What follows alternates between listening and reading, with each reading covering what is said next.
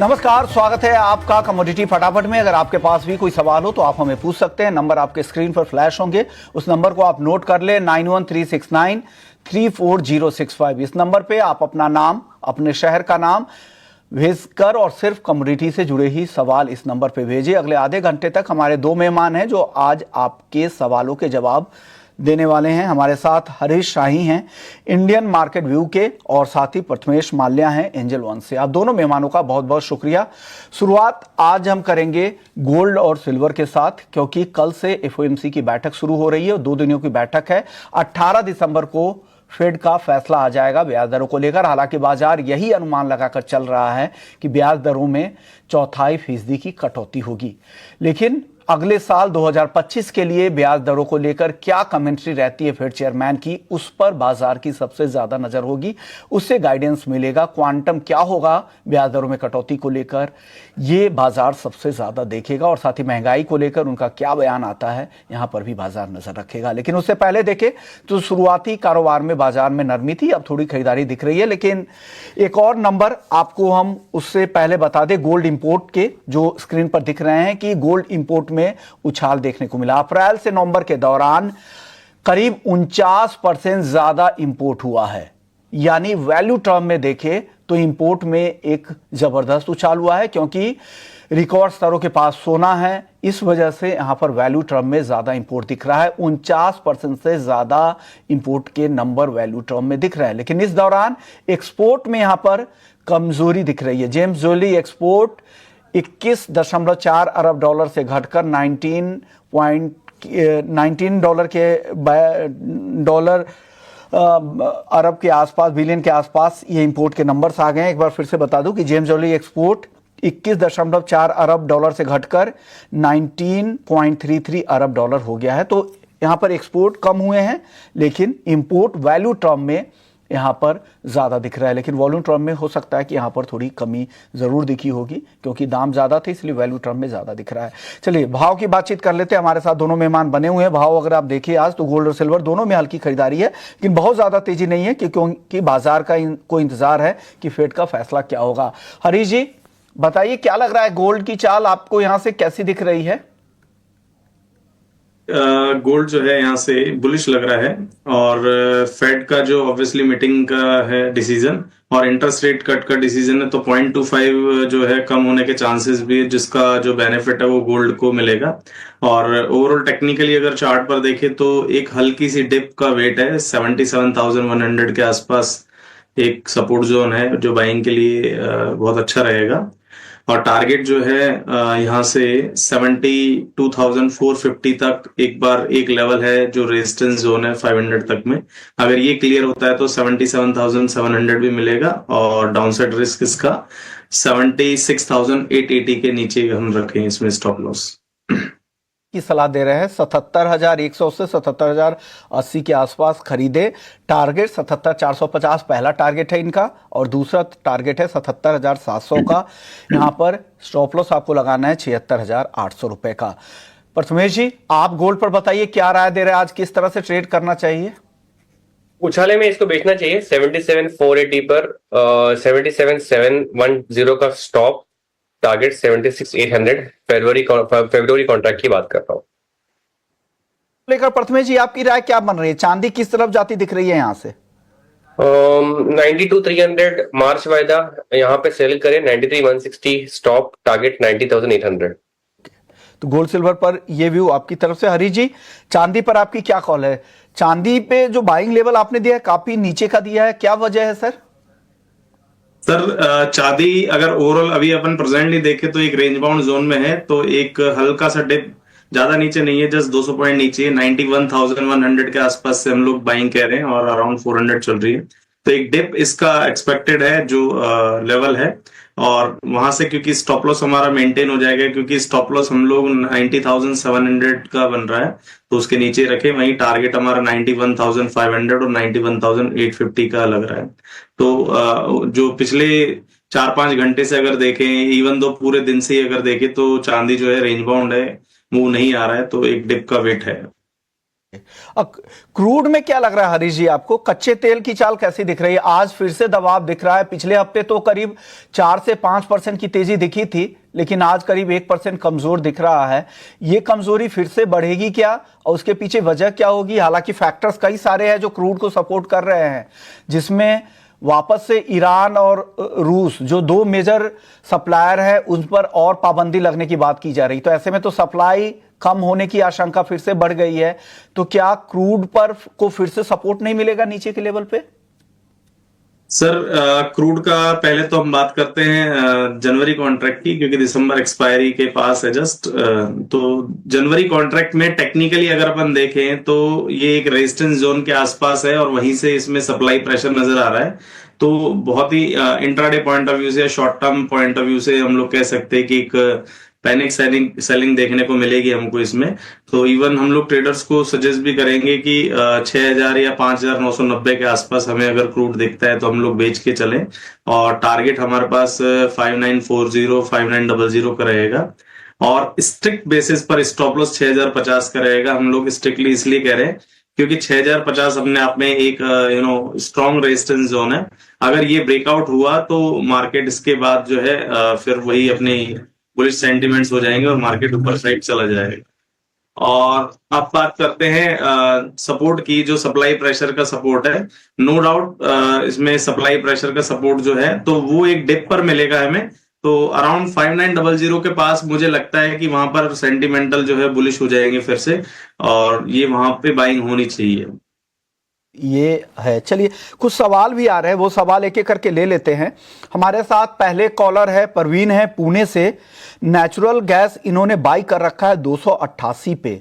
अब natural gas में आज गिरावट काफी दिख रही है, करीब करीब 4% की गिरावट है। प्रथमेश जी, आप एक्सपेक्ट जरूर कर रहा हूं, बट वो सेलिंग के लिए रहेगा क्योंकि नेचुरल गैस जो है वीक हो चुका है। और मुझे जो लग रहा है अराउंड 273 274 के आसपास अगर नेचुरल गैस आता है तो वहां पर हम लोग सेलिंग बनाएं।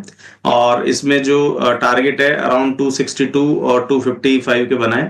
260 का लेवल एक स्ट्रॉन्ग सपोर्ट लेवल है। अगर ये ब्रेक होता है तो 255 और 250 भी देखने को मिलेगा। तो जो प्रथमेश जी की बाइंग कॉल है वो माइट भी सही हो, क्योंकि उन लेवल्स पे हमारा जो है प्रॉफिट बुक हो चुका होगा सेलिंग का। और स्टॉप लॉस जो है मेरा अबाउट 280 होना चाहिए, क्योंकि 280 अपने आप में एक स्ट्रॉन्ग रेजिस्टेंस जोन है फॉर द टाइम बिंग। तो इसके ऊपर अगर मान लो एनजी जाएगा तब हमारा सेंटिमेंट चेंज हो जाएगा। फिलहाल तो हम लोग सेल ऑन हाई रखेंगे। सेल ऑन हाई यानी सेल ऑन राइज की स्ट्रेटजी के साथ काम करना है हरीश जी को, अगर आप फॉलो करते हैं। लेकिन हरीश जी की कॉल और प्रथमेश जी की कॉल में सिमिलैरिटी यही है कि ये ऊपर में बेचने की सलाह दे रहा है। करंट टेबल से भाव ऊपर की तरफ जाता है तो बेचे, और यहां पर खरीदारी की सलाह नीचे की तरफ 252 रुपए पे प्रथमेश जी खरीदारी की सलाह दे रहे हैं, जो काफी नीचे आने पर ही खरीदारी की सलाह दे रहे हैं, करंट लेवल पे नहीं दे रहे हैं। तो ये एक अच्छी कॉल है, तो कॉन्ट्रा कॉल नहीं कह सकते हैं। चलिए, अगले दर्शक कच्चे तेल पर है। इनका नाम है अमित, है नासिक से। इन्होंने 6000 के स्ट्राइक की पुट खरीद रखी है। अब इन्होंने भाव नहीं बताया था कि किस भाव पे इन्होंने खरीदा है। 6000 के स्ट्राइक की पुट खरीदी है, क्या बने रहना चाहिए प्रथमेश जी? आई थिंक 6000 जो है आप कई समय से देखेंगे मेक और ब्रेक सिचुएशन है, तो ये डायरेक्शनल व्यू पॉसिबल बनता है। बट यहाँ से अगर कोई भी रिस्क प्रीमियम आता है तो ऑयल के लिए उछाल यानी ऊपर 6160 6200 के लिए दिख सकता है। बट जब तक कोई रिस्क प्रीमियम या फिर कोई भी अनसर्टेन इवेंट नहीं होता है, मेरे ख्याल से एक पॉसिबिलिटी है वापस 5900 और 550 तक नीचे गिरने के लिए। तो अगर आप मुझे पूछ रहे हैं कि ऑप्शंस में अगर इन्होंने पोजीशन बना रखी है तो खड़े रहे, बिकॉज मेक और ब्रेक सिचुएशन के जैसे ही है ये 6000 का भाव। लेकिन अगर आप फ्यूचर्स में ट्रेड कर रहे हैं तो फिर डिप का वेट करें 5920 के करीब, 5800 का स्टॉप लगाए और ऊपर में टारगेट 6160 के लिए रखें। ओके, तो फ्यूचर्स में तो आपने खरीदारी की राय दी है, लेकिन आप बने रह सकते हैं, ऐसी राय प्रथमेश जी की तरफ से आ रही है। हरीश जी, क्या करना चाहिए? 6000 के स्ट्राइक की पुट में बने रहने में समझदारी है क्या? सर, बिल्कुल है समझदारी, क्योंकि इनका जो स्ट्राइक है वो हमारे सेलिंग जोन से भी मैच हो रहा है, क्योंकि हम भी उसी लेवल पर ही सेलिंग सजेस्ट कर रहे हैं। और डेफिनेटली इनको भी प्रॉफिट भी हो रहा होगा, क्योंकि जो प्राइस है अभी इनके नीचे ही है प्राइस से। और एक्चुअल इनका जो बाइंग प्राइस है वो इन्होंने मेंशन नहीं किया है, तो एग्जैक्टली पता लग जाता। बट फॉर द टाइमिंग इनको प्रॉफिट ही हो रहा होगा, और ये अभी और वेट करें, इनको और प्रॉफिट होगा। ओके, तो आप थोड़ा और वेट कर ले, ऐसा हरीश जी भी कह रहे हैं। अगले दर्शक हमारे साथ है अनिल वारिया हैं राजकोट से।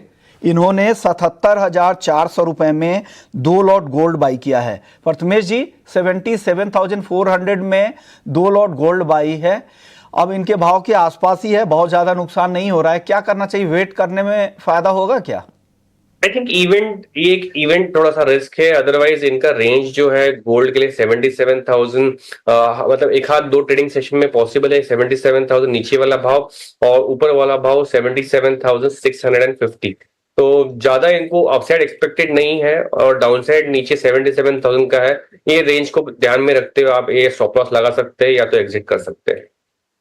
अगले दर्शक हमारे साथ मनीष जैन है। चांदी में क्या करना चाहिए? चांदी में एक बार फिर से राय प्रथमेश जी, हालांकि आपने बताया भी था शुरुआत में, लेकिन दर्शकों को अपने सवाल पे जवाब चाहिए होता है, तो मनीष जी को सलाह दीजिए कि क्या करे चांदी में आज।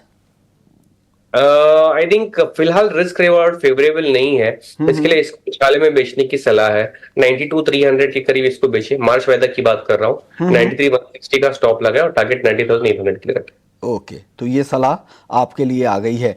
नरेश कुमार हैं चेन्नई से। सोने चांदी के अंदर और गिरावट आएगी या इसके आगे मार्केट रिकवर कर सकता है, ये सवाल पूछ रहे हैं।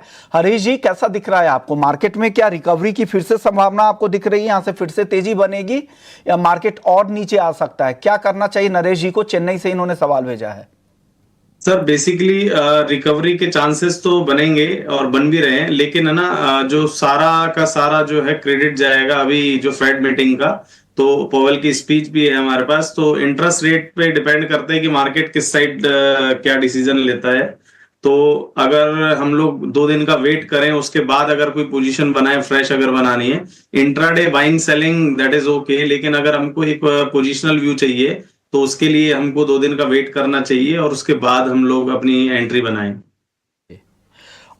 अगले दर्शक हमारे साथ, हालांकि नेचुरल गैस पे दोनों एक्सपर्ट्स की राय आ चुकी है, लेकिन एक बार इनके लिए राय ले लेते हैं। जयराम देवासी हैं बाली से। नेचुरल गैस 10 लॉट इन्होंने सेल कर रखा है 280 के भाव पर। हरीश जी क्या एक स्ट्रैटेजी इनके लिए वापस से बता दीजिए, एसएल भी बता दीजिए। 280 पे सेल किया है, फायदे में है, निकल जाएं या बने रहें? सर 280 पर इन्होंने सेल करा है, तो अभी 268 चल रहा है और ठीक ठाक प्रॉफिट है, क्योंकि लॉट साइज भी इनका बहुत ज्यादा है। तो मुझे लगता है कि एक बार प्रॉफिट बुकिंग कर लेनी चाहिए और सेफर साइड भी अगर ये चाहें तो कम से कम 7 या 8 लॉट अपने बुक करके 2 लॉट को अपना रिस्क में ले जा सकते हैं, क्योंकि एक बाउंस एक्सपेक्टेड है, क्योंकि मार्केट प्रॉपर अपने कंटिन्यू अगर अपन देखेंगे तो 300 जो अपना इसका हाई था 302 से और कम से कम 260 कंटिन्यू गिरा है, तो एक प्रॉफिट बुकिंग भी हो सकती है मार्केट में। तो 278 के आसपास ये आए तो फिर से अपनी फ्रेश सेलिंग कर सकते हैं। तो ये व्यू है। अगले दर्शक हमारे साथ कृष्ण हैं दिल्ली से। कॉपर पर सवाल पूछना चाह रहे हैं। कॉपर पे हरीश जी क्या राय देंगे? क्या लग रहा है कॉपर में अब? सर कॉपर में ओवरऑल अगर बेस मेटल की बात करें, या तो mostly base metal range bound में है या फिर वीक है, तो कॉपर ऑब्वियसली वीक है। कॉपर में एक लेवल है 811 का, अगर ये ब्रेक होता है तो कॉपर और जो है वीक हो जाएगा, बट हम लोग फिलहाल जो है अराउंड 814.25 चल रहा है, तो मैं एक हल्की सी बाउंस का वेट कर रहा हूं। तो 817 818 के जो लेवल्स रहेंगे वो सेफ साइड रहेंगे सेलिंग के लिए, फिर से तो हम फ्रेश सेलिंग कर सकते हैं उन लेवल्स पर। और वहीं पर जो टारगेट रहेगा हमारा 808 और 803 का रहेगा, और अपसाइड जो स्टॉप लॉस रहेगा वो 824 का रहेगा। तो 824 के ऊपर अगर मार्केट आर्ली बेसिस पे सस्टेन भी होता है तो हमें फिर से 828 832 देखने को मिलेगा। चलिए अब बात कर लेते हैं, अपने दर्शकों के सवाल ले लेते हैं, एक एक करके सवाल ले लेते हैं। नवनीत है हमारे साथ। नवनीत, इन्होंने शहर का नाम नहीं भेजा है, ये जानना चाह रहे कि जिंक करना चाहिए। जिंक एल्युमिनियम में प्रथमेश जी क्या राय बन रही है, क्या करना चाहिए? प्रथमेश जी बाइंग लगती है ओके। वो करंट लेवल से एक बार इनिशिएट की जा सकती है, लाइक 287.65 चल रहा है, और इसमें जो डाउनसाइड रिस्क रहेगा हमारे पास वो इंट्राडे के पॉइंट ऑफ व्यू से 284.65 का रहेगा, और जो फर्स्ट टारगेट है वो अराउंड 290 का रहेगा, और 292 माइट भी कल देखने को मिल जाए हमें। तो जिंक में हम लोग जो है बाइंग की सजेशन देंगे। वहीं अगर एल्युमिनियम की बात करें तो एल्युमिनियम में थोड़ा सा हमें वेट करना चाहिए, क्योंकि एल्युमिनियम जो है एक ट्रायंगल पैटर्न में चल रहा है, बिकॉज 242.60 नीचे की साइड है। अगर वो ब्रेक होता है तो 2 से 3 रुपए नीचे की साइड डाउनफॉल आएगा। वो जरूर नहीं है कि इंट्राडे पॉइंट्स आए, 2 से 3 दिन भी ले सकता है। और वहीं पर अगर अपसाइड की बात करें तो 244 का एक लेवल है कि वो अगर क्रॉस होता है तो हमको 2 से 3 रुपए इसमें ऊपर की साइड भी देखने को मिलेगा, यानी कि 246 247 तक देखने को मिल सकता है। तो एल्युमिनियम में आई वुड सजेस्ट कि हमें वेट करना चाहिए और एक ब्रेकआउट का देख लेते हैं किस साइड आता है। अभी तो मार्केट बीच में ही चल रहा है ट्रायंगल के। दर्शक है एएम इन्होंने सिर्फ भेजा है, पूरा नाम नहीं भेजा है। नेचुरल गैस के 275 के 275 के स्ट्राइक की पुट इन्होंने खरीदी है 5 लॉट 11 रुपए में। हरीश जी क्या करना चाहिए? आपकी सेल कॉल है, इनको वेट करना चाहिए क्या? सर मेरा जो सेल कॉल है वो करंट लेवल पर नहीं है, थोड़ा सा बाउंस आएगा तो माइट भी जो बाउंस आएगा, और वो छोटा मोटा 1-2 रुपए का बाउंस नहीं है। अराउंड यहाँ से 273 के आसपास है मेरी जो सेल है, तो 5 से 6 रुपए ऊपर उठेगा तो इनको उस टाइम हो सकता है कि प्रीमियम का लॉस हो। तो अगर प्रॉफिट हो रहा है इनको तो आप इनको प्रॉफिट बुक करने की सलाह देंगे हम लोग, और बेटर है कि एक थोड़ा सा बाउंस पे फ्रेश सेलिंग करें तो प्रॉफिट बुकिंग, क्योंकि जो अगर जो सेलर हैं जो जिन्होंने पुट भी ली होगी तो उनको भी अपर लेवल पे लिया होगा उन्होंने, तो वो भी शायद प्रॉफिट बुक करेंगे इन लेवल्स पर। तो आपको मुनाफा वसूली करने की सलाह है। इन्होंने नाम भी भेज दिया है, अनिल नाम है इनका, और इन्होंने सवाल सूरत से भेजा था। इनको मुनाफा वसूली करने की सलाह हरीश जी की तरफ से आ रही है। प्रथमेश जी, अगर आपके वो ऑडियो अगर साफ तौर से जा रहा है तो आप बेस मेटल्स पे अपनी पिक बताइए, और जिंक और एल्युमिनियम जो पिछले दर्शक आपसे राय जानना चाह रहे थे उस पर भी राय दे, और कॉपर पर भी बताए कि कॉपर में क्या करना चाहिए। आई थिंक जिंक पॉसिबिलिटी है अपसाइड में 290 तक के, तो 286 87 के रेंज में इसको बाय करना चाहिए। 284 का स्टॉप, ऊपर में 290 और 292।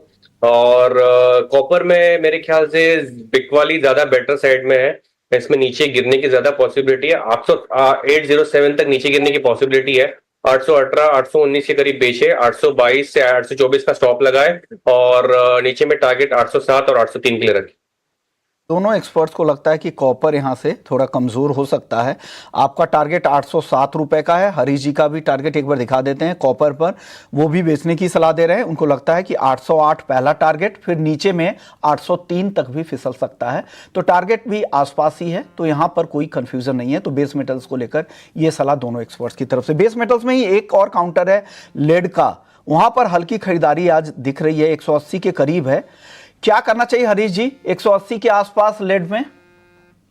सर लेड में भी अगर इंट्राडे पॉइंट ऑफ व्यू से देखा जाए तो हम लोग सजेस्ट करेंगे कि एक बार 179.55 है अभी करंट लेवल पर, और 179.80 के आसपास, यानी कि अगर सेफर साइड तो 180 का ले लें, तो थोड़ा सा वेट करें हम लोग इसमें। अगर इस लेवल को क्रॉस करता है तब अपन अपनी बाइंग इनिशिएट करें, क्योंकि जिंक का जो है मूवमेंट बड़ा स्लो रहता है, तो इसमें जो टारगेट है 181 का ही रहेगा, ज्यादा बड़ा टारगेट नहीं है। और वहीं पे जो स्टॉप लॉस रहेगा वो 179 का रहेगा। तो 179 का इससे लगा ले, 181 का टारगेट है, क्योंकि काफी रेंज में लेड का मार्केट रहता है, तो इस रेंज में ही आप प्ले करने की कोशिश करें, ऐसा हरीश जी की राय है।